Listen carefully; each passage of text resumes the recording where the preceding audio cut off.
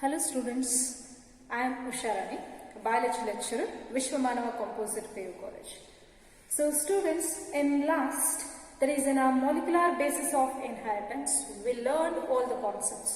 So last ಅಲ್ಲಿ ಈ chapter complete ಆಗಿತ್ತು. ಸೊ ಇವತ್ತು ಇರುವಂತಹ ಕಾನ್ಸೆಪ್ಟ್ ಏನಂದ್ರೆ ಹೋಲ್ ಚಾಪ್ಟರ್ನ ಒಂದ್ಸತಿ ರಿವೈಸ್ ಮಾಡೋಣ. ಯಾಕಂದ್ರೆ ಇದು ತುಂಬಾ ವೇಟೇಜ್ ಇರೋದ್ರಿಂದ ಈ ಚಾಪ್ಟರ್. ಸೊ 10 ಮಾರ್ಕ್ಸ್ಗೆ ವೇಟೇಜ್ ಇದೆ ಈ ಚಾಪ್ಟರ್. ಸೊ ಹಂಗಾಗಿ ಇದನ್ನ ಕಂಪ್ಲೀಟ್ ಒಂದ್ಸತಿ ರಿವೈಸ್ ಮಾಡೋಣ. ಈ ರಿವೈಸಿಂಗ್ ಕಾನ್ಸೆಪ್ಟ್ಸ್ ನ ನೀವು ಕಂಪ್ಲೀಟ್ ಇನ್ನೊಂದ್ಸತಿ ನೀಟಾಗಿ ನೋಡ್ಕೊಳ್ಳಿ, ಆಯ್ತಾ?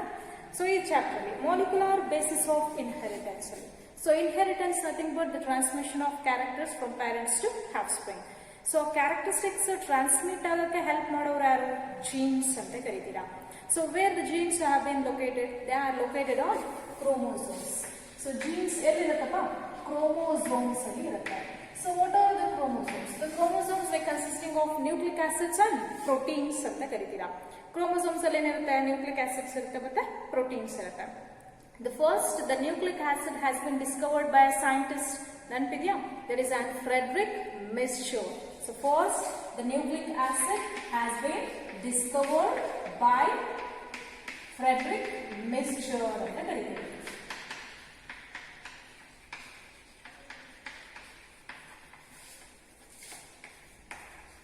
But first it has been named as nuclein. The first name madidru nuclein. It has been identified in a person. Due to the acidic property, the nuclein has been renamed as nucleic acid by the scientist name called as Altman. So in one mark who discovered the nucleic acids anta tagondre, that is Frederick Mischur. What is the name it has been given by him anta tagondre? That is nuclein. So who renamed the nucleic acid anta tagondre? That is an Altman, due to the acidic property in that composition anta karibodu. Along that, so ಈಗ chromosome structure ನ ನಾವು analysis ಮಾಡ್ತೀವಿ ಅಂದ್ರೆ nucleus ಒಳಗಡೆ analysis ಮಾಡ್ತೀವಿ. It has been analysed by an fuchsin staining technique ಅಂತ ಕರಿತೀವಿ, ಹೌದಾ? ಆ ಫ್ಯೂಸ್ಟಿನ್ ಸ್ಟೇನಿಂಗ್ ಟೆಕ್ನಿಕ್ ನ ಡೆವಲಪ್ಮೆಂಟ್ ಮಾಡಿದವರು ಯಾರು? ಫ್ಯೂಯಲ್ಜನ್ ಅನ್ನುವಂತಹ ಸೈಂಟಿಸ್ಟ್. ಸೊ ಇದಾದ್ಮೇಲೆ ನ್ಯೂಕ್ಲಿಕ್ ಆಸಿಡ್ಸ್ ಅಲ್ಲಿ ಎಷ್ಟು ಟೈಪ್ಸ್ ಇದೆ? ಎರಡು. ಯಾವ್ದಪ್ಪ? DNA and RNA. So DNA nothing but deoxyribonucleic acid, RNA nothing but ribose nucleic acid ಅಂತ ಕರಿತೀವಿ. So what is meant by DNA? There is it is a type of nucleic acid which consisting of polynucleotide chain anta karitivi, hauda? That is a polynucleotide chain based upon the number of nucleotides that are present. So the length of the DNA can also be estimated. So DNA acts as a genetic material in most of the organism, but RNA also acts as a genetic material in some of the viruses anta karitivi. So ಇಷ್ಟಾದ್ಮೇಲೆ based on the nucleotides base pairs ಹೇಳ್ತೀವಿ. So E coli ಬ್ಯಾಕ್ಟೀರಿಯಾದಲ್ಲಿ, ಅದ್ರ ಜೊತೆಗೆ next bacteriophage, human being haploid ಕಂಡೀಷನಲ್ಲಿ ಎಷ್ಟು number of base pairs ಇದೆ ಅಂತ ಬರ್ಸಿದೀವಿ, ಹೌದಾ? ಸೊ ಅವನ್ನೆಲ್ಲ ಒಂದ್ಸತಿ ನೋಡ್ಕೊಳ್ಳಿ, ಯಾಕಂದ್ರೆ ಅದು ಕಾಂಪಿಟೇಟಿವ್ ಅಲ್ಲಿ ಕ್ವಶನ್ಸ್ ಕೇಳ್ಬೋದು. ಎಷ್ಟು ನಂಬರ್ ಆಫ್ ಬೇಸ್ ಪೇರ್ಸ್ ಇರುತ್ತೆ ಈ ಕೊಲೈಯಲ್ಲಿ, ಎಷ್ಟಿದೆ, haploid number of human beings ಅಲ್ಲಿ ಎಷ್ಟಿರುತ್ತೆ ಅಂತ ಕೇಳ್ಬೋದು. ಸೊ ಇದಾದ್ಮೇಲೆ that is an chemical composition of DNA. 2 ಮಾರ್ಕ್ಸ್ಗೆ ಕೇಳ್ತಾರೆ question. So 2 to 3 marks.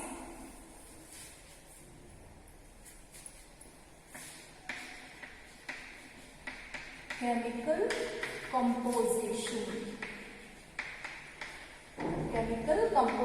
of DNA. So what are the compositions that are present in DNA? First one is a nitrogen base. ಏನಿರುತ್ತಪ್ಪ ಇದು ಅಂದ್ರೆ nitrogen base. Nitrogen basis ಯಾವ್ಯಾವು? ಪ್ಯೂರಿನ್ಸ್ and ಪಿರಿಮಿಡಿನ್ಸ್. ನಮಗೆ ಗೊತ್ತು ಪ್ಯೂರಿನ್ಸ್ ಅಲ್ಲಿ adenine, ಗುಯಾನಿನ್ ಅಂದ್ರೆ ಪಿರಿಮಿಡಿನ್ಸ್ ಅಲ್ಲಿ cytosine ಮತ್ತೆ ಥೈಮಿನ್ ಇರುತ್ತೆ. ಸೊ ಸೆಕೆಂಡ್ ಮತ್ತೆ ಅದು pentose sugar. So pentose sugar in DNA, the pentose sugar that was present ಯಾವುದು? ಡಿಆಕ್ಸಿ ರೈಬೋಸ್ ಅಂತ ಕರೀತೀರಾ. So third one they are phosphate group. There is a phosphoric acid. Okay. So this is the chemical composition of a DNA. So the 2 to 3 marks the chemical composition of DNA. First one the nitrogen base. Nitrogen base is purines ಮತ್ತೆ pyrimidine. Single ring structure, double ring structure basis ಮೇಲೆ ನಾವು ಇದನ್ನ ಹೇಳ್ತಾ ಹೋಗ್ತೀವಿ. So ಅದರಲ್ಲಿ adenine, guanine, cytosine, thymine. RNA ಅಲ್ಲಿ nitrogen base ತಗೊಂಡ್ರೆ instead of thymine uracil has been replaced ಅಂತ ಕರಿತೀವಿ. So whereas the pentose sugar in an DNA that is a deoxyribose. RNA ಅಲ್ಲಿ ಯಾವ್ದು ಬರೀತೀರಾ? ರೈಬೋಸ್ ಶುಗರ್ ಬರೀತೀವಿ. ಸೊ ಇನ್ನೊಂದು ಯಾವುದು? Phosphate group, that is a phosphoric acid.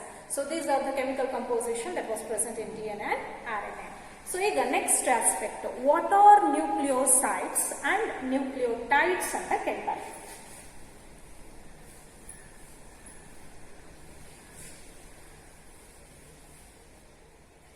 ಇಲ್ಲಿ ನ್ಯೂಕ್ಲಿಯೋಸೈಡ್ಸ್ ಅಂದ್ರೆ ಏನು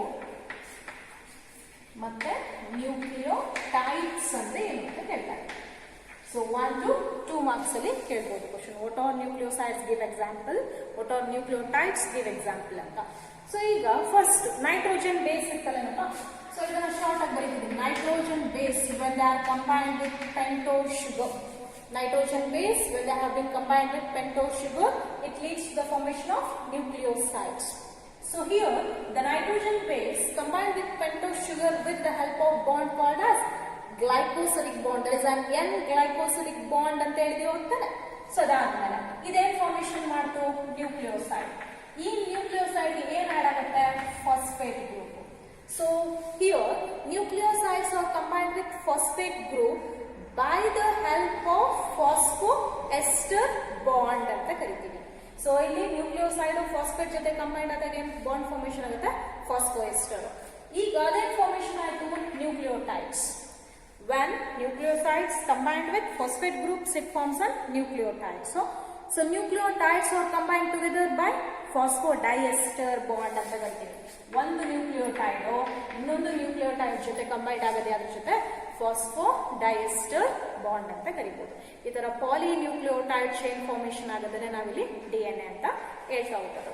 so how the nucleosides have been form, ಒಂದು ಎಕ್ಸಾಂಪಲ್ ಕೊಡ್ತೀನಿ, ರಿಮೈನಿಂಗ್ ನೋಡ್ಕೊಂತೀರಾ ನೀವು. ಹೌದಾ? ನೈಟ್ರೋಜನ್ ಬೇಸ್ ಯಾವುದು? ಫಸ್ಟ್ ಒನ್ ಅಡಿನೈನ್ ಅಂತ ಬರ್ತೀವಿ. ಪೆಂಟೋಸ್ ಶುಗರ್ ಯಾವುದು? ಡಿಯಾಕ್ಸಿ ರೈಬೋಸ್ ಬರೀತೀರಾ. ಸೊ ಇದು ಸೇರಿಸಿದ್ರೆ ಏನಾಗುತ್ತೆ? Deoxyadenosine. Deoxyadenosine which is a nucleoside. ಇದಕ್ಕೆ ಏನು ಆಡ್ ಮಾಡ್ತೀರಪ್ಪ? ಫಾಸ್ಫೇಟ್. So phosphate it must be added in the form of triphosphate ಅಂತ ಹೇಳ್ತೀವಿ. ಹೌದಾ? Adenosine triphosphate. That it forms an deoxy ಅಡಿನೋಸೈನ್ monophosphate. Utilise ಆಗೋದೆಷ್ಟು? ಒಂದೇ. ಸೊ ಹಂಗಾಗಿ deoxyadenosine monophosphate, deoxyguanosine monophosphate, deoxycytidine monophosphate, deoxythymidine monophosphate. So these are the nucleotides. What are nucleosides ಅಂತ ಕೇಳಿದ್ರೆ when nitrogen base combined with pentose sugar it forms a nucleosides. Example adenosine, guanosine, cytidine, thymidine, uridine compositions ಹೇಳ್ತೀರಾ. ಅದೇ ತರ deoxy ಅಡಿನೋಸೈನ್, deoxy ಗ್ವಾನೋಸೈನ್ ಕೂಡ ಹೇಳ್ಬೋದು. So ಅದ್ರ ಜೊತೆಗೆ what are nucleotides ಅಂದ್ರೆ when the nucleosides are combined with phosphate groups it forms a nucleotides ಅಂತ ಹೇಳಿ example. So deoxyadenosine monophosphate, deoxyguanosine monophosphate ಆ ಥರ ಹೇಳಬೇಕು. ಅಥವಾ ಅದಕ್ಕೆ ಅಸಿಡಿಕ್ ಪ್ರಾಪರ್ಟಿ ಇರೋದ್ರಿಂದ adenylic acid, guanylic acid, cytidylic acid and uridylic acid ಹೇಳ್ಬೋದು. So ಇಷ್ಟು 2 to 3 ಮಾರ್ಕ್ಸ್ ಅಲ್ಲಿ ಓದ್ಕೋಬೇಕಾಗತ್ತೆ. ಸೊ ನೆಕ್ಸ್ಟ್ ಇನ್ನೊಂದು ಇದೆ, ಮೌರಿಸ್ ವೆಲ್ಕಿನ್ಸ್ ಮತ್ತೆ ರೋಸಲಿಂಡ್ ಫ್ರಾಂಕ್ಲಿನ್ ಅನ್ನುವಂತಹ ಸೈಂಟಿಸ್ಟ್ ನೇಮ್ ಹೇಳಿದ್ರೆ ನೆನಪಿದ್ಯಾ?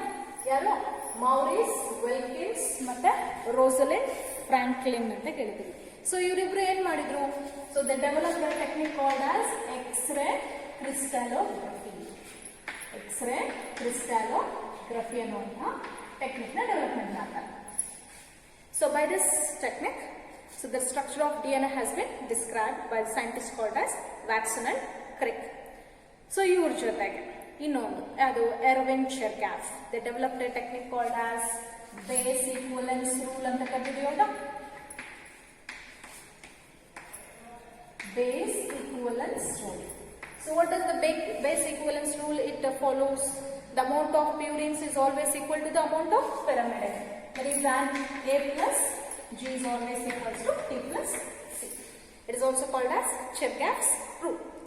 So idishtu X-ray crystallography development ಮಾಡಿದವರು ಯಾರು? So that is Maurice Wilkin and Rosalind Franklin. Base equivalence rule na explain ಮಾಡಿದವರು ಯಾರು? Erwin Chergaff. So it is also called as Chergaff's rule. What does the base equivalence rule? It states the amount of purine is always equal to the amount of pyrimidine. ಇದನ್ನ ಹೇಳ್ತೀವಿ. So ಇದಾದ ಮೇಲೆ next DNA double helical structure. So DNA double helical structure explain ಮಾಡಿದವರು ಯಾರು? Watson and Crick. That is an James D Watson and Francis H.C. ಕ್ರಿಕ್.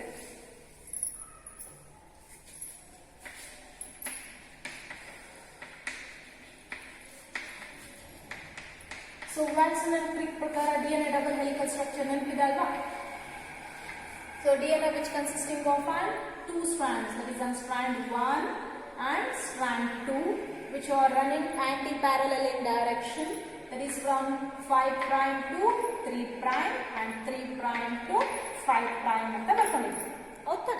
So each strand they consisting of sugar and phosphate as a backbone, and they are showing complementary base pairing, where purines are always attached with pyrimidines. In the adenine always base pair with thymine with 2 hydrogen bonds, guanine base pair with cytosine with 3 hydrogen bonds. ಹೌದಾ? ಇದಾದ್ಮೇಲೆ base equivalence rules ಬಗ್ಗೆ ಹೇಳಬೇಕು. The amount of purine is always equal to the amount of pyrimidine ಅಂತ. So 1 turn of DNA, so it has been occupying for about 34 angstrom. So ಎರಡರ ಮಧ್ಯೆ ಇರೋ distance ಎಷ್ಟಿರುತ್ತೆ? 3.4 angstrom. Nanometre 3.4 nanometre, ಇದು 0.34 nanometre. So ಇಷ್ಟು DNA double helical structure. So ಇದಾದ್ಮೇಲೆ next concept ಯಾವುದು? Central dogma.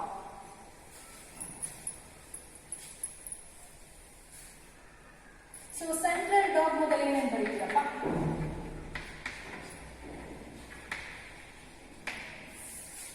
So DNA is synthesized DNA is synthesized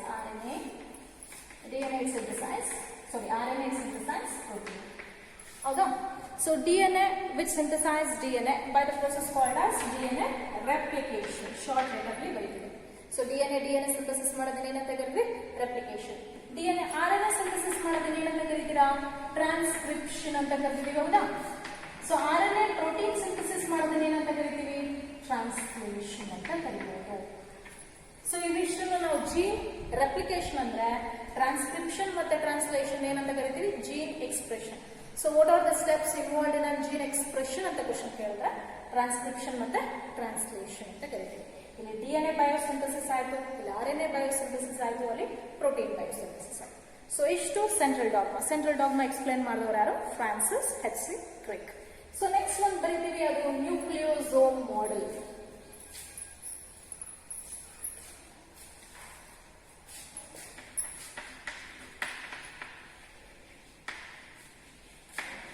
so nucleosome model ಏನಂತ ಕರಿತೀವಿ? ಪ್ಯಾಕೇಜಿಂಗ್ ಆಫ್ DNA ಹೆಲಿಕ್ಸ್ ಅಂತ ಓದಿದೀವಿ. ಹೌದಾ?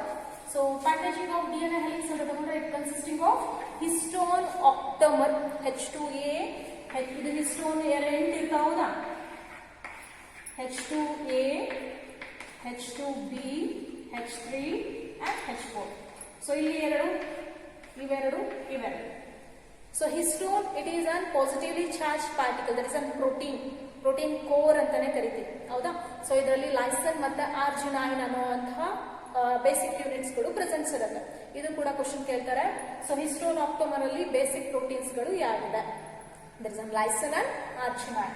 So when the histone it forms an octamer condition, it has been spirally bound by the help of a negatively charged particle called as a DNA helix. So ಈಗ ಇಲ್ಲೊಂದು histone. So ಒಂದು histone ಇನ್ನೊಂದು histone ಏನ್ ಮಾಡಿದ? DNA double helical structure coil ಮಾಡ್ತಾ ಹೋಗ್ತಿದೆ. That they are looking like beads on string ಅಂತ ಕರಿತೀವಿ. ಹೌದಾ? ಸೊ ಇದನ್ನ ನಾವು ನ್ಯೂಕ್ಲಿಯೋಸೋಮ್ ಮಾಡೆಲ್ ಅಂತ ಕರಿಬಹುದು. ಸೊ ಇದನ್ನ ಎಲೆಕ್ಟ್ರಾನ್ ಮೈಕ್ರೋಸ್ಕೋಪ್ ಅಲ್ಲಿ ನಾವು ಅಬ್ಸರ್ವ್ ಮಾಡ್ತೀವಿ. ಸೊ ಇದರಲ್ಲಿ ಡಿಫ್ರೆನ್ಸಿಯೇಷನ್ ಯುಕ್ರೋಮ್ಯಾಟಿನ್ ಮತ್ತೆ ಹೆಟಿರೋಕ್ರೋಮ್ಯಾಟಿನ್ ಅಂತ ಕೂಡ ಹೇಳ್ಬಹುದು. ಸೊ ಇದ್ರ ಜೊತೆಗೆ ನಾನ್ ಹಿಸ್ಟೋನ್ ಕ್ರೋಮೋಸೋಮಲ್ ಪ್ರೋಟೀನ್ ಕೂಡ ಇರುತ್ತೆ. ಸೊ ಥಿಕ್ ಅಪಿಯರೆನ್ಸ್ ಇರುವಾಗ NH ಇದರ ನಾನ್ ಹಿಸ್ಟೋನ್ ಕ್ರೋಮೋಸೋಮಲ್ ಪ್ರೋಟೀನ್ ಅಪಿಯರೆನ್ಸ್ ಕೂಡ ಇದೆ. ಸೊ ಕಾರನ್ಬರ್ಗ್ ಅನ್ನುವಂತಹ ಸೈಂಟಿಸ್ಟ್, ರಾಬರ್ಟ್ ಕಾರನ್ಬರ್ಗ್ ಅನ್ನುವಂತಹ ಸೈಂಟಿಸ್ಟ್ ನ್ಯೂಕ್ಲಿಯೋಸೋಮ್ ಮಾಡೆಲ್ ನ ಡಿಸ್ಕ್ರೈಬ್ ಮಾಡಿದ್ದಾರೆ. ಸೊ ಇದು ನ್ಯೂಕ್ಲಿಯೋಸೋಮ್ ಮಾಡೆಲ್ ಆದ್ಮೇಲೆ DNA acts as an genetic material ಅಂತ ಕರೆದಿದ್ದೀವಿ. ಹೌದಾ? ಸೊ ಅದಕ್ಕೆ ಎಕ್ಸ್ಪೆರಿಮೆಂಟಲ್ ಪ್ರೂಫ್ ಇದೆ. ಅದರಲ್ಲಿ ಫಸ್ಟ್ ಎಕ್ಸ್ಪೆರಿಮೆಂಟ್ ನಾವು ಯಾವ್ದ್ರ ಬಗ್ಗೆ ಡಿಸ್ಕಸ್ ಮಾಡಿದ್ವಿ ನೆನಪಿದೆಯೇನಪ್ಪ? That is an Griffith experiment.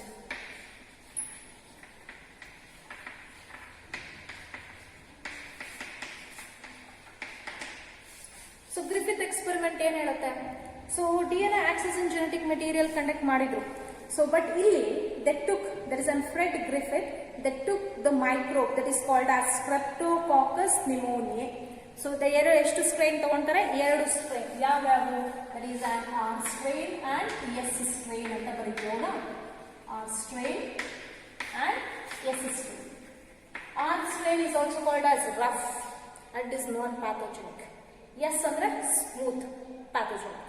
So R strain ನ ಮೈಸ್ಗೆ ಇಂಜೆಕ್ಟ್ ಮಾಡ್ತಾರೆ, ನೆನಪಿದೆಯಾ? ಸೊ ಮೈಸ್ಗೆ ಇಂಜೆಕ್ಟ್ ಮಾಡಿದಾಗ ನಾನ್ ಪ್ಯಾಥೋಜೆನಿಕ್ ಆಗಿರೋದ್ರಿಂದ it was not causing any disease. Mice was alive. When the S strain has been injected into mice, it was showing death condition because due to an virulent property that was present in the S strain. ಅದೇ S strain ನ heat killed ಮಾಡಿ inject ಮಾಡಿದಾಗ mice alive ಇದೆ, ಯಾಕಂದ್ರೆ ಅದರಲ್ಲಿರೋ biomolecules ಎಲ್ಲ ಏನಾಗಿದ್ದಾವೆ? Deactivate ಆಯ್ತು. So next ಒಂದು ಅದೇ heat killed S strain ನ R strain ಜೊತೆ ಕಂಬೈನ್ ಮಾಡ್ತಾರೆ, ನೆನಪಿದಲ್ಲಪ್ಪ? So first R strain inject ಮಾಡಿದ್ರು, it was alive. S strain inject ಮಾಡಿದಾಗ it was showing death condition. So heat killed S strain inject ಮಾಡಿದಾಗ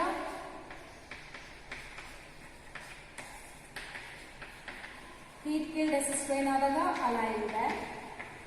ಅದೇ heat killed S strain ಜೊತೆಗೆ R strain ನ inject ಮಾಡಿದಾಗ mice it was showing death condition. Mice ಸತ್ತೋಯ್ತು, ಹೌದಾ? So that is due to ಏನ್ principle ಹೇಳ್ತಿದೆ ನೆನಪಿದೆಯಾ? Transforming principle. Transforming principle. So what does this states? So here the R strain, it has been converted into pathogenic by the heat killed S strain. Heat killed S strain ಏನು ಮಾಡುತ್ತೆ? R strain ನ pathogenic ಆಗಿ convert ಮಾಡುತ್ತೆ. ಇದನ್ನ ನಾವು transforming principle. But ಇದೇ transforming principle ನ describe ಮಾಡಿದವರು ಯಾರು? That is an Oswald Avery. Oswald Avery. ನಾವು ಆವ್ರೀಸ್ ಎಕ್ಸ್ಪೆರಿಮೆಂಟ್ ಅಂತ ಕರಿತೀವಿ. ಗ್ರಿಫಿತ್ ಎಕ್ಸ್ಪೆರಿಮೆಂಟ್ 5 ಮಾರ್ಕ್ಸ್ಗೆ ಕೇಳ್ತಾರೆ. ಆವ್ರೀಸ್ ಎಕ್ಸ್ಪೆರಿಮೆಂಟ್ ಕೂಡ ಕನ್ಕ್ಲೂಷನ್ ಕೊಟ್ಟು ಡಿಸ್ಕ್ರೈಬ್ ಮಾಡಬೇಕು. ಏನು ಗ್ರಿಫಿತ್ ಕಂಡಕ್ಟ್ ಮಾಡ್ತಾರೆ ಅದೇ ಎಕ್ಸ್ಪೆರಿಮೆಂಟ್ ಆವ್ರಿ ಕೂಡ ಕಂಡಕ್ಟ್ ಮಾಡ್ತಾರೆ. ಸೊ ಆವ್ರೀಸ್ ಎಕ್ಸ್ಪೆರಿಮೆಂಟ್ ಅಲ್ಲಿ ಏನ್ ಎಕ್ಸ್ಪ್ಲೈನ್ ಮಾಡ್ತಾರೆ? Transforming principal, that is an biochemical composition ಮೇಲೆ ಟ್ರಾನ್ಸ್ಫಾರ್ಮಿಂಗ್ ಪ್ರಿನ್ಸಿಪಲ್ ನ ಡಿಸ್ಕ್ರೈಬ್ ಮಾಡ್ತಾರೆ. ಸೊ ಈ ಟ್ರಾನ್ಸ್ಫಾರ್ಮಿಂಗ್ ಪ್ರಿನ್ಸಿಪಲ್ ಏನ್ ಹೇಳುತ್ತೆ? ಫಸ್ಟ್ ದೆಟುಕ್, ಈಗ ಮ್ಯಾಕ್ಕಾರ್ಟಿ, ಮ್ಯಾಕ್ಲಿಯೋಡ್ ಅಂತ ಹೇಳಿದ್ರೆ ನೆನಪಿದ್ಯಾ? ಇವರೆಲ್ಲ ಏನ್ ಹೇಳ್ತಿದ್ರು? First protein access in genetic material ಅಂತ. ಬಟ್ ಇಲ್ಲಿ ಈ ಕಂಡೀಷನ್ಗೆ ಪ್ರೋಟೀನ್ ಇದೆ, ಬಯೋಮಾಲಿಕ್ಯೂಲ್ಸ್, DNA ಇದೆ, RNA ಇದೆ. ಪ್ರೋಟಿಯೇಸ್ ಎನ್ಸೈಮ್ ಹಾಕಿ ಮೈಸ್ಗೆ ಇಂಜೆಕ್ಟ್ ಮಾಡಿದಾಗ ಮೈಸು ಡೆತ್ ಆಯ್ತು. ಅಂದ್ರೆ ಪ್ರೋಟೀನು ಜೆನೆಟಿಕ್ ಮೆಟೀರಿಯಲ್ ಅಲ್ಲ ಅಂತ ಗೊತ್ತಾಯ್ತು. RNase ಎನ್ಸೈಮ್ ಹಾಕಿದಾಗ mice it was showing death property. So RNA ಕೂಡ ಜೆನೆಟಿಕ್ ಮೆಟೀರಿಯಲ್ ಆಗ. ಅದೇ DNA ಎನ್ಸೈಮ್ ಹಾಕಿದಾಗ ಏನಾಯ್ತು? ಮೈಸ್ ಅಲೈವ್ ಇದೆ. ಅಂದ್ರೆ DNA ಇಷ್ಟು ದಿನ ಏನಾಗ್ತಿತ್ತು? ಟ್ರಾನ್ಸ್ಫಾರ್ಮಿಂಗ್ ಪ್ರಿನ್ಸಿಪಲ್ ಅಲ್ಲಿ ಇನ್ವಾಲ್ವ್ ಆಗ್ತಿತ್ತು ಅಂತ ಎಕ್ಸ್ಪೆರಿಮೆಂಟಲ್ ಪ್ರೂಫ್ ಇಲ್ಲಿ ಕಂಡಕ್ಟ್ ಆಗುತ್ತೆ. ಸೊ ಇದಾದ ಮೇಲೆ ಇನ್ನೊಂದು ಎಕ್ಸ್ಪೆರಿಮೆಂಟ್ ಯಾವುದು? That is an Hershey and Chase experiment ಅಂತ ಕರಿತೀವಿ. So Hershey Chase experiment, they are also experimentally proved that the DNA acts as a genetic material by the help of, they described by the help of bacteriophage. So ಏನು ಮಾಡ್ತಾರೆ? that is a Hershey and Chase experiment. So ಇಲ್ಲಿ E. coli bacteria, ಹೌದಾ? So, this bacteria, it has been infected by bacteriophage.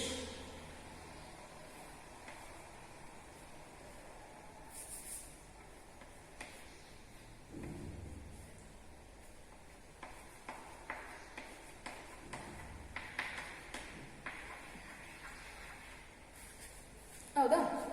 What are bacteriophages? The virus that was infecting the bacteria is called a bacteriophages.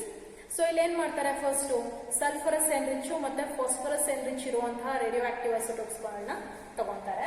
So ಒಂದು ಬ್ಯಾಕ್ಟೀರಿಯೋಫೇಜ್ ಅಲ್ಲಿ DNA ಜೊತೆಗೆ radio active isotope ನ ತಗೊಂಡ್ರೆ phosphorus enrich ಇರೋದು, sulphurous enrich ಇರೋದ್ರಲ್ಲಿ protein coat ಅಲ್ಲಿ ತಗೊಂತಾರೆ. So this is an genetic material. It has been externally covered by a capsule made up of protein. So ಈ ಬ್ಯಾಕ್ಟೀರಿಯೋಫೇಜ್ ಯಾವಾಗ ಬ್ಯಾಕ್ಟೀರಿಯಾನ ಇನ್ಫೆಕ್ಟ್ ಮಾಡುತ್ತೆ, it transmits its genetic material. ಹೌದಾ?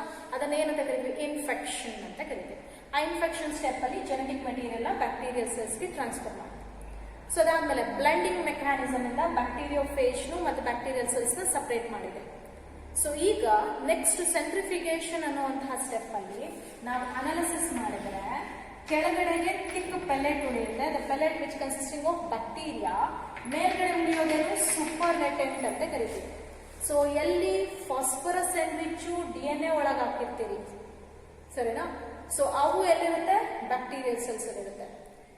ಸಲ್ಫರಸ್ enrich protein coat ಅಲ್ಲಿ ಹಾಕಿದ್ರಿ ಹೌದಾ, ಅದಲ್ಲಿರುತ್ತೆ ಸೂಪರ್ ನೆಟೆಂಟ್ ಅಲ್ಲಿ ಇರುತ್ತೆ, ಬ್ಯಾಕ್ಟೀರಿಯೋಫೇಜ್ ಸೆಲ್ಸ್ ಒಳಗಡೆ ಇರುತ್ತೆ.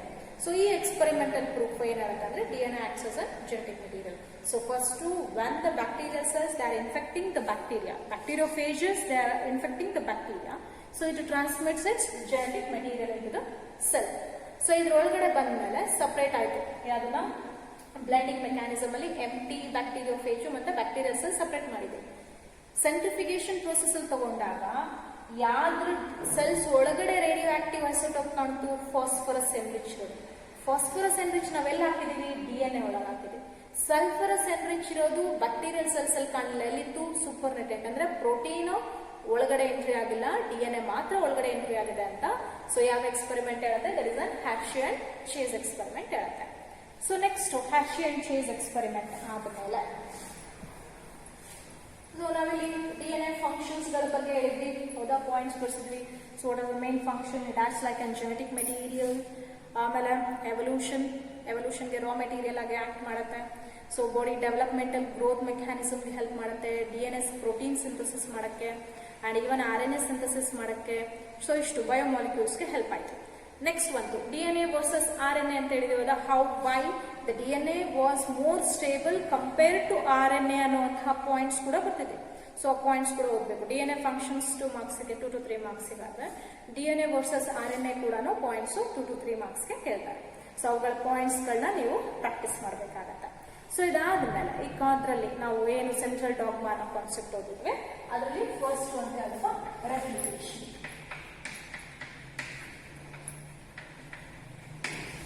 The process of making an exact copy of DNA is called as replication. So replication, it has been described by a method called as semi-conservative method. Semi-conservative method. So what does the semi-conservative method describe? So the half of the DNA has been conserved for many generations.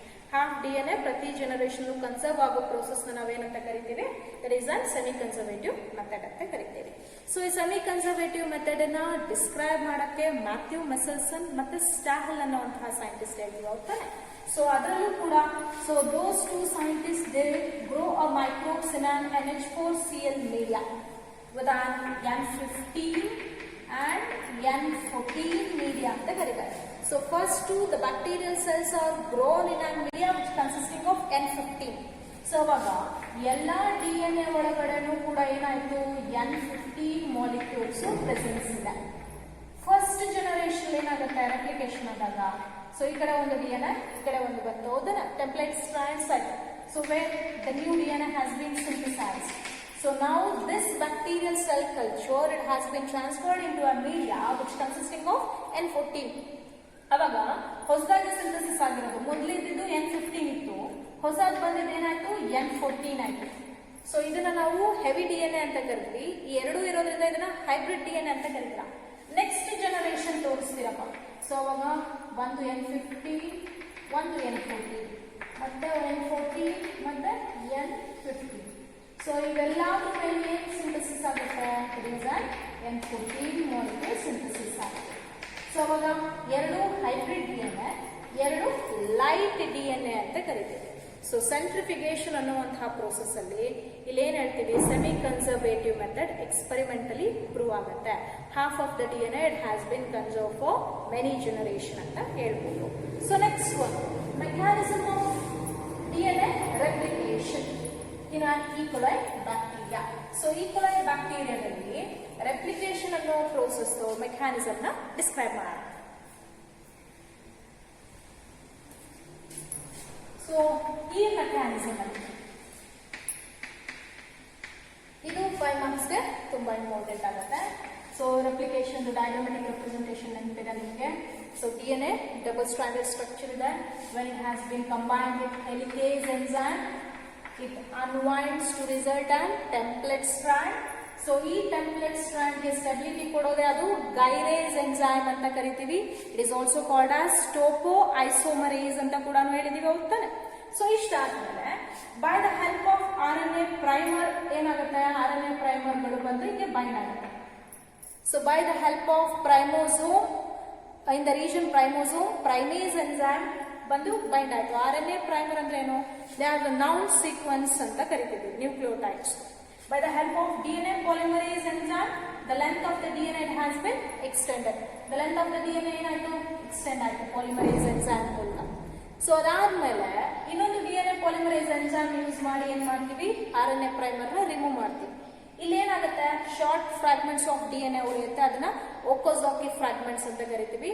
So those Okazaki fragments are join together by ligase enzyme. So the strand which was synthesizing towards the fork is called leading strand, which was away from the fork is called as lagging strand ಅಂತ ಕರಿತೀವಿ. So ಎಲ್ಲಿ ಟರ್ binding protein ಇರುತ್ತೋ ಅಲ್ಲಿ replication mechanism ಏನಾಗುತ್ತೆ, stop ಆಗುತ್ತೆ. So ಇಷ್ಟು mechanism. ಡಯಾಗ್ರಾಮ್ಯಾಟಿಕ್ representation ಬರೀಬೇಕು, replication ಅಂದ್ರೆ ಏನ್ ಬರೀಬೇಕು, ರಿಕ್ವೈರ್ಮೆಂಟ್ಸ್ ಬರೀತೀವಿ, ಅದ್ರ ಜೊತೆಗೆ ಒಂದೊಂದೇ ಸ್ಟೆಪ್ಸ್ ಗಳನ್ನ ಎಕ್ಸ್ಪ್ಲೈನ್ ಮಾಡ್ತಾ ಹೋಗ್ಬೇಕಾಗುತ್ತೆ. So this is about a replication. So next one,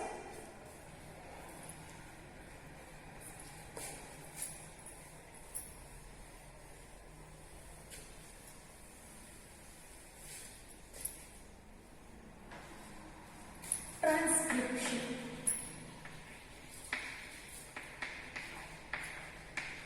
So transcription ಅಂದ್ರೆ ಏನು, the process of synthesis of mRNA by the single stranded, that is a template DNA, that is called as transcription ಅಂತ ಕರೀತೀವಿ. So ಇದಕ್ಕೆ transcription unit ಬರೆದಿರೋದ diagram ಇದು ತುಂಬಾ important, exam purpose ಅಲ್ಲಿ 2 marks ಗೆ ಹೇಳ್ತಾರೆ. ಸೊ ಈ ಡಯಾಗ್ರಾಮ್ಯಾಟಿಕ್ ರೆಪ್ರೆಸೆಂಟೇಷನ್ ಅಲ್ಲಿ 5 prime to 3 prime, 3 prime to 5 prime regions ಗಳನ್ನ ಬರ್ಕೊಂಡಿದ್ದೀವಿ. So this is an upstream region, this is an downstream region. ಇಲ್ಲಿ ಪ್ರಮೋಟರ್ ರೀಜನ್ ಇರುತ್ತೆ, ಇಲ್ಲಿ ಟರ್ಮಿನೇಟರ್ ರೀಜನ್ ಇರುತ್ತೆ, ಇಲ್ಲಿ ಸ್ಟ್ರಕ್ಚರಲ್ ಜೀನ್ ಅಂತ ಕೂಡ ಬರೀತೀರಾ. So this is an transcription unit.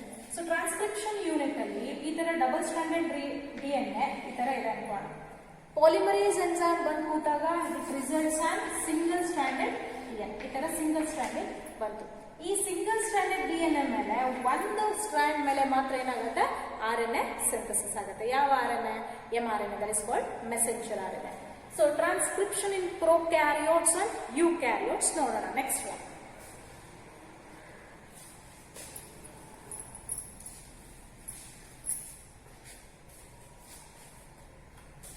transcription in prokaryotes,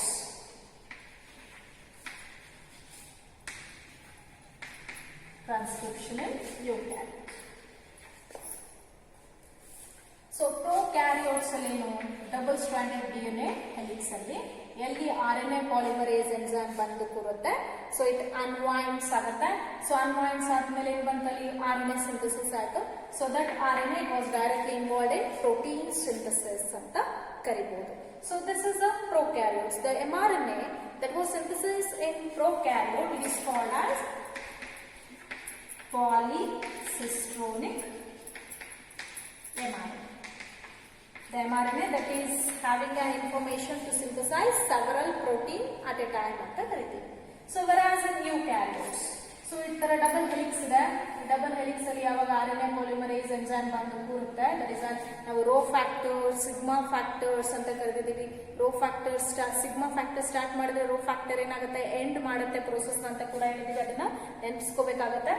so ಈಗ ಇಲ್ಲಿ ಸಿಂಥಸಿಸ್ ಆಗಿರುವಂತ RNA which consisting of hexons and introns. ಆ hexons introns ಇರೋದನ್ನ ನಾವೇನಂತ ಕರಿತೀವಿ, hnRNA ಅಂತ ಕರಿತೀವಿ. ಹೌದಾ, ಆ hnRNA ಒಳಗಡೆ ಕ್ಯಾಪಿಂಗ್ ಮೆಕ್ಯಾನಿಸಮ್ GPP ಕ್ಯಾಪ್ ನಡೆಯುತ್ತೆ, ಮತ್ತೆ poly A tail addition. Poly A tail ಗಿಂತ ಮುಂಚೆ ಇಲ್ಲೇನ್ ನಡೆಯುತ್ತಪ್ಪ, that is an RNA splicing ಅಂತ ನಡೆಯುತ್ತಲ್ಲ. ಸೊ ಈ RNA ಸ್ಲೈಸಿಂಗ್ ಅಲ್ಲಿ ಏನ್ ಮಾಡ್ತೀವಿ, ಹೆಕ್ಸಾನ್ಸ್ ಗಳನ್ನ ಉಳಿಸ್ಕೊಂಡು ಇಂಟ್ರಾನ್ಸ್ ಗಳನ್ನ ರಿಮೂವ್ ಮಾಡಿ ಹೆಕ್ಸಾನ್ಸ್ ನ ಲೈಗೇಸ್ ಎಂಜೈಮ್ ಯೂಸ್ ಮಾಡಿ ಜಾಯಿನ್ ಮಾಡ್ತೀರಾ. So that would form a functional mRNA which consisting of capping and poly A tail. So here the mRNA that was synthesized in eukaryote is called as monocistronic. Monocistronic mRNA. So the mRNA having an information to synthesize single protein at a time. So this is about a transcription. So next ಹೇಳ್ತೀವಿ ಅದು translation.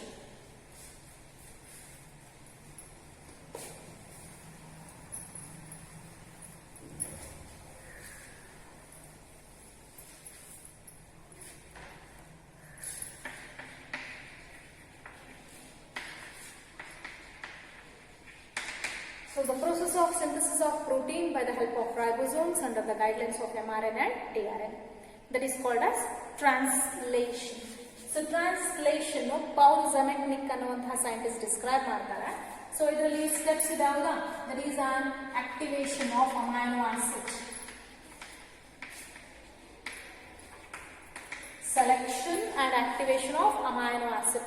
So amino acids, when they are added with an ATP, it forms an AMP complex. Amino acyl AMP complex ಅಂತ ಹೇಳ್ತೀರಾ ಹೌದಾ?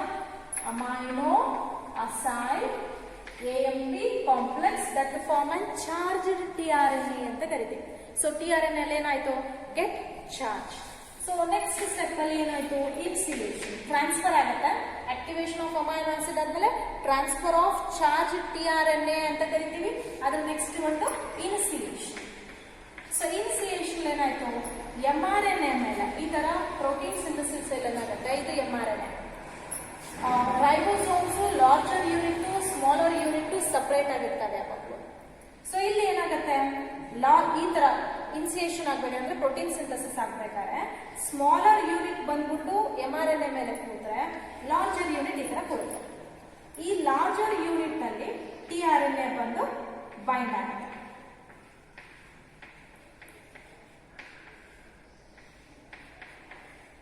So ಇಲ್ಲಿ the first initiator codon that was present on mRNA, that is called as AUG. ಹೌದಾ? So AUG ಗೆ opposite ಬರೋದೇನು? UAC. UAC ತಗೊಂಡ್ಬರುವಂತಹ first amino acid ಏನಾಗುತ್ತೆ? tRNA methionine. So ಅದೇ ನಾವು ಈಕ್ವಲೈ ಬ್ಯಾಕ್ಟೀರಿಯಾದಲ್ಲಿ ಡಿಸ್ಕಸ್ ಮಾಡ್ತಿರೋದ್ರಿಂದ N-ಫಾರ್ಮೈಲ್ ಮಿಥಿಯೋನೈನ್ ಅಂತ ಕರಿತೀವಿ. So this is an initiation. Along next step ಆಗಿ ಥರ್ಡ್ ಸ್ಟೆಪ್ ಎಲಾಂಗೇಷನ್ ಅಂತ ಕರೀತೀರಾ.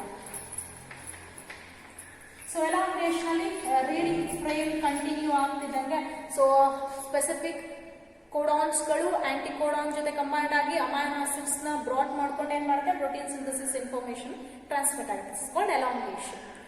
ಟರ್ಮಿನೇಷನ್ ಅಂತ ಬರುತ್ತೆ ಹೌದಾ? ಸೊ ಲಾಸ್ಟ್ ಸ್ಟೆಪ್ ಆದ ಟರ್ಮಿನೇಷನ್. ಸೊ ಇಲ್ಲಿ ಟರ್ಮಿನೇಷನ್ ಅಲ್ಲಿ ಏನು? ಟರ್ಬ್ ಬೈಂಡಿಂಗ್ ಪ್ರೋಟೀನ್ಸ್ ಅಥವಾ ನಾನ್ಸೆನ್ಸ್ ಕೋಡಾನ್ಸ್ ಅಂತ ಕರಿತೀವಿ. ನಾನ್ಸೆನ್ಸ್ ಕೋಡಾನ್ ಯಾವುದು? UAA, UAG, UGA. ಈ ಮೂರಲ್ಲಿ ಒಂದೇ ಏನಾದ್ರು ಬಂದು ಕುತ್ಕೊಂಡು ಅಂದ್ರೆ ಪ್ರೋಟೀನ್ ಸಿಂಥಸಿಸ್ ಏನಾಗುತ್ತೆ? ಅಲ್ಲಿ ಸ್ಟಾಪ್ ಆಗುತ್ತೆ. ಹೌದಾ? ಸೊ ಇಷ್ಟು translation. Translation definition, scientist name, ಸ್ಟೆಪ್ಗಳು ಬಂದು ಒಂದು ಡಯಾಗ್ರಾಮೆಟಿಕ್ ರೆಪ್ರೆಸೆಂಟೇಷನ್ ಬಂದು ಡಿಸ್ಕ್ರೈಬ್ ಮಾಡಬೇಕಾಗುತ್ತೆ. tRNA ಸ್ಟ್ರಕ್ಚರ್ ಬಗ್ಗೆ ನೋಡೋಣ ನೆಕ್ಸ್ಟ್ ಒಂದು.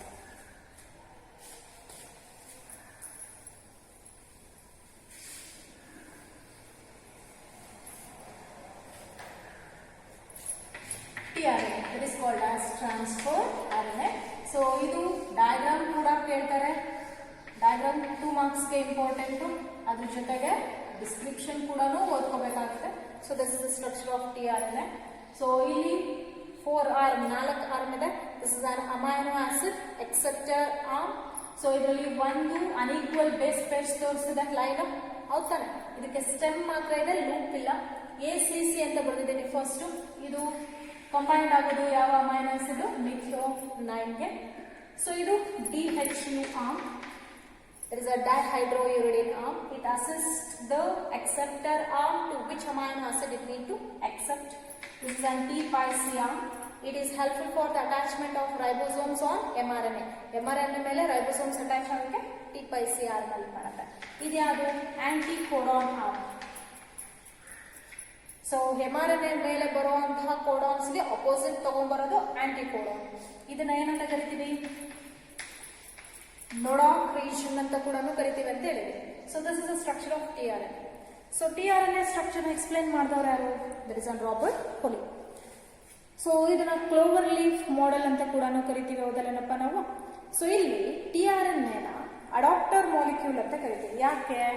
ಸೊ ಈ ಅಡಾಪ್ಟರ್ ಮಾಲಿಕ್ಯೂಲ್ಗೆ ಒಂದು ಡಯಾಗ್ರಾಮ್ ಬರ್ಸಿದ್ದೀವಿ. 2 ಟಿಆರ್ಎನ್ಎ ಸ್ಟ್ರಕ್ಚರ್ ಬರ್ದು ನೆನಪಿದೆಯಾ? mRNA ಕೆಳಗಡೆ 2 ಟಿಆರ್ಎನ್ಎ ಬರ್ದು ಬರೀಬೇಕು. ಸೊ ಯಾಕೆ ಅಡಾಪ್ಟರ್ ಮಾಲಿಕ್ಯೂಲ್ ಅಂತ ಕರಿತೀವಿ ಅಂದ್ರೆ, ಒಂದು ಕಡೆ ಕೋಡಾನ್ ಜೊತೆ ಆಂಟಿಕೋಡಾನ್ ಕಂಬೈನ್ ಮಾಡಿದ್ರೆ ಇನ್ನೊಂದು ಕಡೆಗೆ ಅಮೈನೋ ಆಸಿಡ್ ಜೊತೆ ಕಂಬೈನ್ ಆಗುತ್ತೆ. ಹಾಗಾಗಿ ಅದನ್ನ ಅಡಾಪ್ಟರ್ ಮಾಲಿಕ್ಯೂಲ್ ಅಂತ ಕರಿತೀವಿ. So tRNA is also called as soluble RNA ಅಂತ ಕೂಡ ಕರಿಬಹುದು. ಸೊ ಇನ್ನೊಂದು mRNA, that is messenger RNA.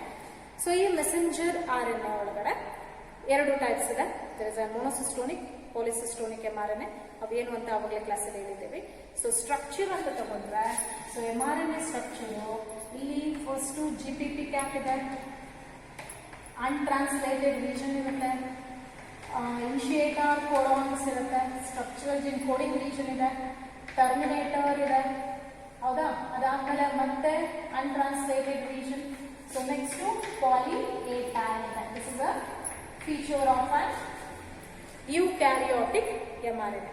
Ribosomes RNA, ribosome ತಗೊಂಡ್ರೆ ಒಂದು ಲಾರ್ಜರ್ ಯೂನಿಟ್, ಒಂದು ಸ್ಮಾಲರ್ ಯೂನಿಟ್. ಲಾರ್ಜರ್ ಯೂನಿಟ್ ಅಲ್ಲಿ ಎ ಸೈಟ್, ಪಿ ಸೈಟ್, ಹೌದಾ? E site. ಇದು ಎ ಸೈಟ್, ಇದು ಪಿ ಸೈಟ್, ಇದು ಇ ಸೈಟ್.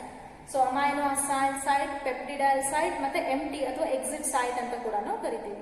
ಸೊ ಯಾವಾಗ ಸ್ಪೆಸಿಫಿಕ್ ನ್ಯೂಕ್ಲಿಯೋಟೈಡ್ಸ್ ಪಿ ಸೈಟ್ಗೆ ಬರುತ್ತೆ ಅವಾಗ ಏನಾಯ್ತು? ಇನ್ಸಿಯೇಷನ್ ಅಂದ್ರೆ ಪ್ರೋಟೀನ್ ಸಿಂಥಸಿಸ್ ಸ್ಟಾರ್ಟ್ ಆಗುತ್ತೆ ಅಂತ ಕರಿತೀವಿ. ಸೊ ಇಷ್ಟು ಟೈಪ್ಸ್ ಆಫ್ RNA ಬಗ್ಗೆ ನಾವು ಹೇಳ್ಬೋದು. ಸೊ ನೆಕ್ಸ್ಟ್ ಒಂದು ಜೆನೆಟಿಕ್ ಕೋಡ್ ಬಗ್ಗೆ ಹೇಳೋಣ.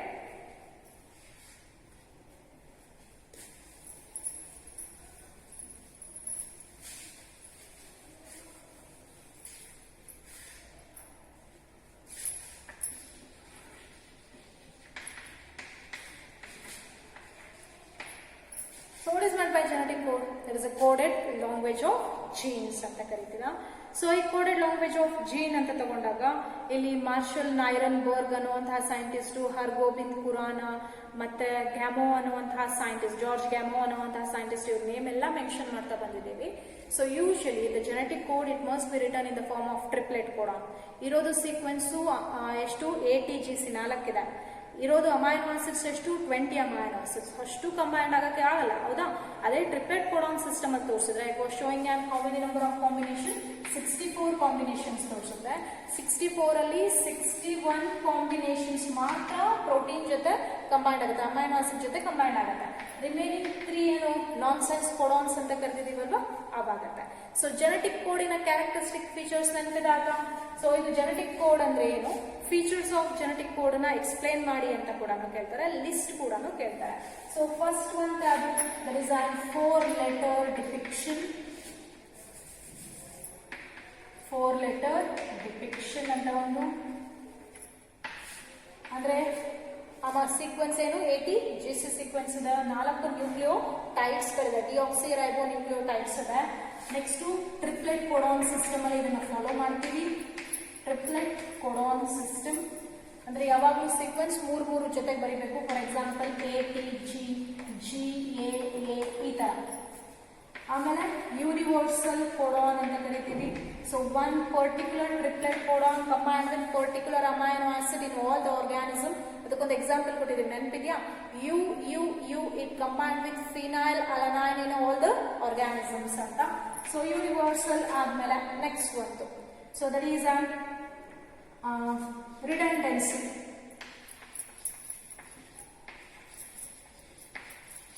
ಅಥವಾ ಅನ್ಆಂಬಿಗ್ಯೂಸ್ ಅಂತ ಕರಿತೀವಿ. ಏನು? ಒಂದು triplet codon sometime it can be combined with an many amino acid, ಬೇರೆ ಅಮೈನೋ ಆಸಿಡ್ ಜೊತೆ ಕಂಬೈಂಡ್ ಆಗುವಂತಹ ಚಾನ್ಸಸ್ಗಳು. ಅಥವಾ ಈಗ ಏನಂತೀವಿ, ಒಂದು ಪರ್ಟಿಕ್ಯುಲರ್ ಅಮೈನೋ ಆಸಿಡ್ ಇರೋದು 20 ಅಮೈನೋ ಆಸಿಡ್, ಹೌದಾ? ಒಂದು ಅಮೈನೋ ಆಸಿಡ್ ಒಂದೇ ತರ ಇರುವಂತಹ ಇನ್ನೊಂದು ಟ್ರಿಪ್ಲೆಟ್ ಕೋಡಾನ್ ಜೊತೆಗೆ, ಅಂದ್ರೆ ಫಾರ್ ಒಂದು specific again what is meant by redundancy or unambiguous condition ಅಂತ ತಗೊಂಡ್ರೆ, so more than one triplet codon, it can also be combined with the same amino acid. More than one triplet codon, they having a capacity to combine with same amino acid. So that next to specific. So ಯಾವಾಗಲೂ ಒಂದು triplet codon ಒಂದು amino ಆಸಿಡ್ಗೆ ಮಾತ್ರ specific ಆಗಿ combined ಆಗುತ್ತೆ.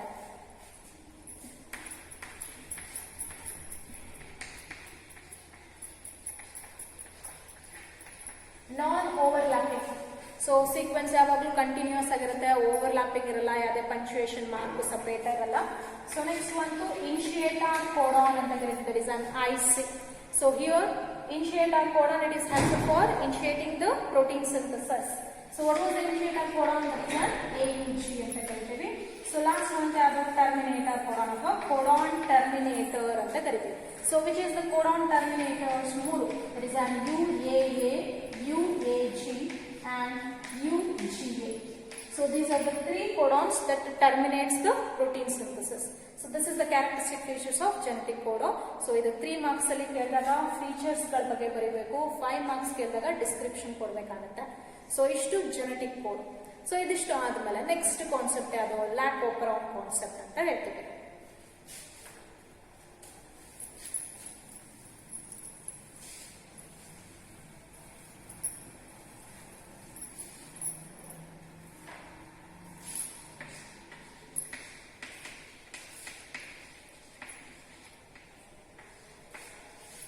So Lac-Operon concept has been described by a scientist called as Jacob and Moran. So main the scientist name mention ಮಾಡಿದ ಮೇಲೆ so structure of an Lac-Operon ಬರಿಬೇಕಾಗುತ್ತೆ. So which consisting of like Z, Y and A. This is called as structural gene ಅಂತ ಕರೀತೀವಿ. So this is a controller gene ಅಂತ ಕರೀತೀವಿ. So ಈ controller gene ಅಲ್ಲಿ operator, promoter and regulator. ಹೌದಾ? So what is the main function of structural gene? It was involved in transcription and translation. So E. coli ಬ್ಯಾಕ್ಟೀರಿಯಾದಲ್ಲಿ discuss ಮಾಡ್ತಿರೋದ್ರಿಂದ prokaryote ಆಗಿರೋದ್ರಿಂದ so this structural gene it synthesizes an polycistronic mRNA and an enzymatic protein. So operator it was present next to the structural gene. It operates the function of structural gene for transcription. Promoter ಏನ್ ಮಾಡುತ್ತೆ? So ಅದು RNA polymerase enzyme essential ಬೇಕು transcription ಗೆ, ಹಾಗಾಗಿ RNA polymerase ನ initiate ಮಾಡುತ್ತೆ, that to combine with DNA composition. So regulator ಅಂತ ಕರಿತೀವಿ. ಸೊ ಈ ರೆಗ್ಯುಲೇಟರ್ ಏನ್ ಮಾಡ್ತು? mRNA ಸಿಂಥಸಿಸ್ ಮಾಡುತ್ತೆ, that to synthesise regressor proteins ಅಂತ ಕರಿಬಹುದು. ಸೊ ಈಗ ಈ ಸ್ಟ್ರಕ್ಚರಲ್ ಜೀನ್ ಅಂದ್ರೆ ಲ್ಯಾಕ್ ಓಪರಾನ್ ಅಲ್ಲಿ there is no absence of lactose. Lac ಅನ್ನುವಂತಹ ಕಂಡೀಷನ್ ಏನಾಗುತ್ತೆ? The media it has bin added with an lactose ಅಂತ ಕರಿತೀವಿ. The lactose it is a sugar which consisting of glucose plus galactose. E coli ಬ್ಯಾಕ್ಟೀರಿಯಾನ glucose ಮೀಡಿಯಾದಲ್ಲಿ culture ಮಾಡುವಾಗ grow ಆಗುತ್ತೆ fast ಆಗಿ. There is no need of an synthesis of an enzymatic protein. But when they are grown in an lactose media enzymatic protein synthesis ಆಗೋದನ್ನ ನಾವು ಒಂದು time interval ಅಲ್ಲಿ study ಮಾಡಬೇಕಾಗತ್ತೆ. ಸೊ ಹಂಗಾಗಿ ನಾವು ಇನ್ಸ್ಟೆಡ್ ಆಫ್ ಗ್ಲೂಕೋಸ್ ಲ್ಯಾಕ್ಟೋಸ್ ನ use ಮಾಡಿದ್ದೀವಿ. So ಈಗ ಲ್ಯಾಕ್ಟೋಸ್ ಇಲ್ಲದೆ ಇದ್ದಾಗ so this repressor it binds to operator. Repressor ಹೋಗ್ಬಿಟ್ಟು ಏನಾಗುತ್ತೆ? ಆಪರೇಟರ್ಗೆ ಬೈಂಡ್ ಆಗುತ್ತೆ. ಈಗ ಆಪರೇಟರ್ ಶಟ್ ಆಫ್ ಆಯ್ತು. So that was not assisting the structural gene to synthesise polycistronic mRNA. So ಅವಾಗ ಏನಾಯ್ತು? Protein synthesis stop. This is called as operon off ಅಥವಾ switch off ಅಂತ ಕರೀತೀವಿ. ಅದೇ ನಾವು ಲ್ಯಾಕ್ಟೋಸ್ ಹಾಕಿದ್ವಿ ಇಲ್ಲಿ ಅನ್ಕೋಣ. So this lactose combined with an repressor protein to form an inducer repressor complex. Now the operator was free. So ಈ operator ಏನ್ ಮಾಡುತ್ತೆ? ಇಲ್ಲಿ promoter ಇಲ್ಲಿ RNA polymerase help ತಗೊಂಡು operator it operates the function of structural gene that to synthesize a polycistronic mRNA. So this polycistronic mRNA it synthesizes the 3 enzymatic protein that is called as beta galactosidase, lactose formase and transacetylase. Lac Z2 beta galactosidase na synthesis ಮಾಡುತ್ತೆ. Lac Y lactose formase na. So Lac A that is an transacetylase.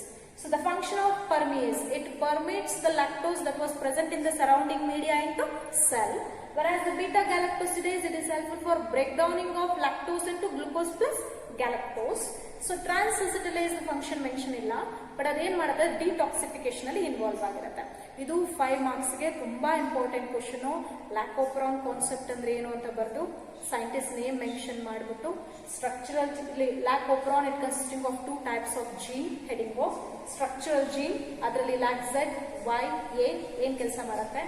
Controller gene ಅಲ್ಲಿ operator, promoter, regulator ಅವು ಮೂರು ಏನ್ ಕೆಲಸ ಮಾಡುತ್ತೆ ಅಂತ separate ಆಗಿ ಬಂದು. ಸೊ ನೆಕ್ಸ್ಟ್ ಸ್ವಿಚ್ ಆನ್ ಅಥವಾ ಸ್ವಿಚ್ ಆಫ್ ಅನ್ನುವಂತಹ ಹೆಡಿಂಗ್ ಬಂದು ಈಗ ಡಯಾಗ್ರಾಮೆಟಿಕ್ ರೆಪ್ರೆಸೆಂಟೇಷನ್ ಬರೆದು ಡಿಸ್ಕ್ರೈಬ್ ಮಾಡಬೇಕಾಗುತ್ತೆ. ಸ್ವಿಚ್ ಆಫ್ಗೆ ಬೇರೆ, ಸ್ವಿಚ್ ಆನ್ಗೆ ಬೇರೆ. So this is about an laptop concept. Next ಒಂದು human genome project.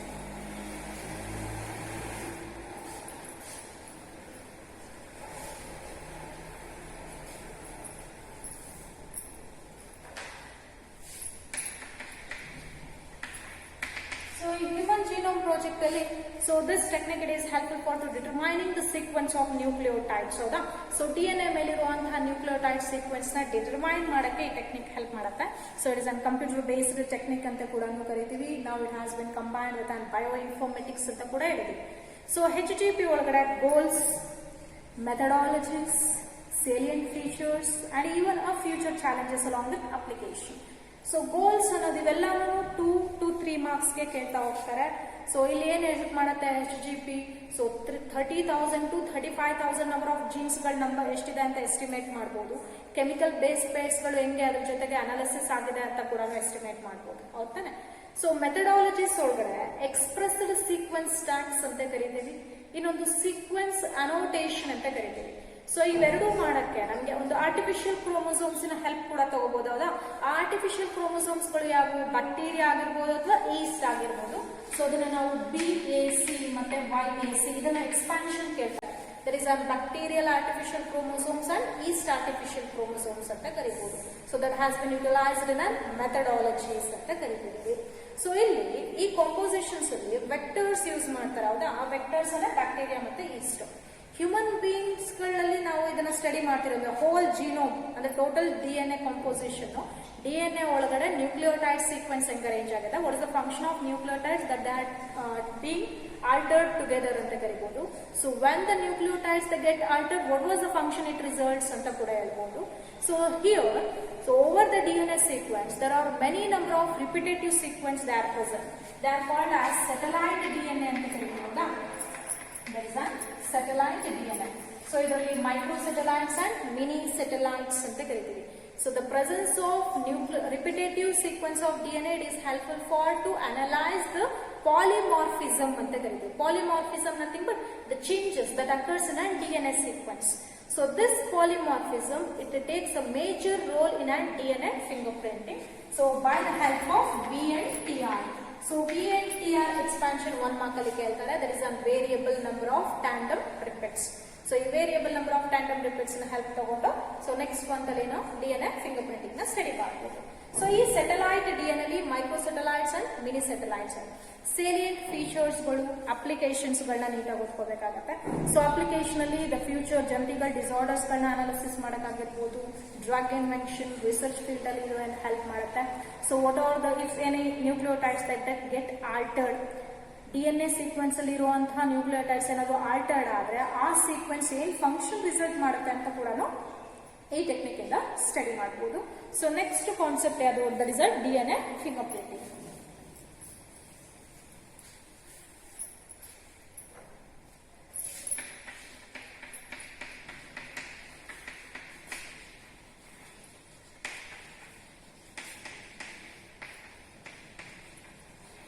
So DNA fingerprinting it is an analytical technique helpful for to analyze the DNA sequence that are present ಅಂತ ಕರೀತೀವಿ.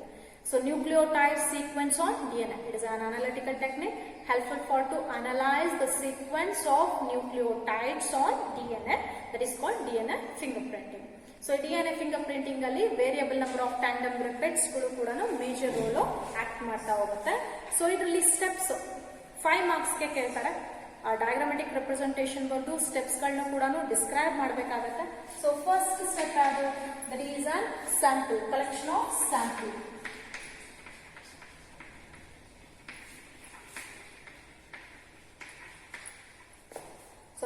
So the sample can be collected in the form of blood, semen, hair, nails ಅಂತ ಕರೀತೀವಿ. So sample collection ಆಯ್ತು. By the help of next one ಏನ್ ಹೇಳ್ತೀವಿ? Separation. That is an extraction of DNA. Extraction of DNA. So the DNA has been extracted by the help of centrifugation. So last time ಒಂದು video specific ಆಗಿ slides ಹಾಕಿದ್ವಿ, ಅದರಲ್ಲಿ ಒಂದು centrifuge machine ತೋರಿಸಿದ್ವಿ ಹೌದಾ. ಆ centrifuge ಅನ್ನುವಂತಹ ಇನ್ಸ್ಟ್ರೂಮೆಂಟ್ ಮೂಲಕ the DNA has been extracted by the help of specific digestive enzyme. The purified DNA, if they are present in a less quantity, it can be amplified by the help of PCR. That is an amplification of DNA by PCR. So PCR ಅನ್ನೋ technique ಇಂದ ಏನಾಯಿತು, the number of DNA fragments ನ increase ಮಾಡ್ತೀವಿ. So next, so there is a cutting of DNA by RNA. Restriction endonucleases ಅನ್ನುವಂತಹ enzymes use ಮಾಡಿಕೊಂಡು the DNA compositions has been fragmented, cut ಮಾಡಿ fragments ನ result ಮಾಡ್ತೀವಿ. So those fragments they are, so there is a separation of DNA by agarose gel electrophoresis. Agarose gel electrophoresis ಅನ್ನುವಂತಹ technique ಮೂಲಕ so DNA composition ಏನ್ ಮಾಡ್ತೀವಿ, gel ಮೇಲೆ separate ಮಾಡ್ತೀವಿ. So DNA usually is a negatively charge particle, so it moves towards the anode ಅಂತ ಕರಿಬಹುದು. So here that to get a stain ethidium bromide ಕೂಡ ಇಲ್ಲಿ ಯೂಸ್ ಮಾಡ್ತಾ ಹೋಗ್ತೀವಿ. ಸೊ ಅಗರೋಸ್ ಜೆಲ್ ಎಲೆಕ್ಟ್ರೋಫೋರೆಸಿಸ್ ಮೇಲೆ DNA ಸ್ಯಾಂಪಲ್ ಎಕ್ಸ್ಟ್ರಾಕ್ಟ್ ಆದ್ಮೇಲೆ so thus DNA it has been transferred over nylon membrane. So nylon membrane ಅನ್ನೋದಕ್ಕೆ ಏನ್ ಬರೀತೀವಿ, Southern blotting technique. Southern blotting. So by this technique, the DNA fragments that was present over the agarose gel that are transferred to a nylon membrane.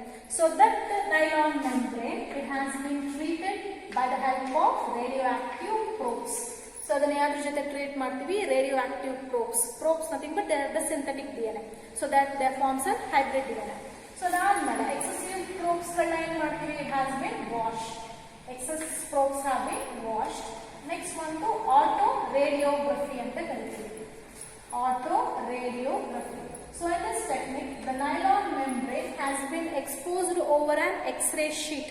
Nylon membrane X-ray sheet ಮೇಲೆ expose ಮಾಡಿದಾಗ ಏನಾಯ್ತು, the DNA fragments has been transferred over the X-ray sheet.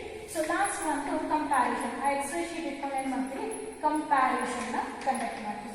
So this is a technique nowadays that has been extensively used in an forensic laboratory.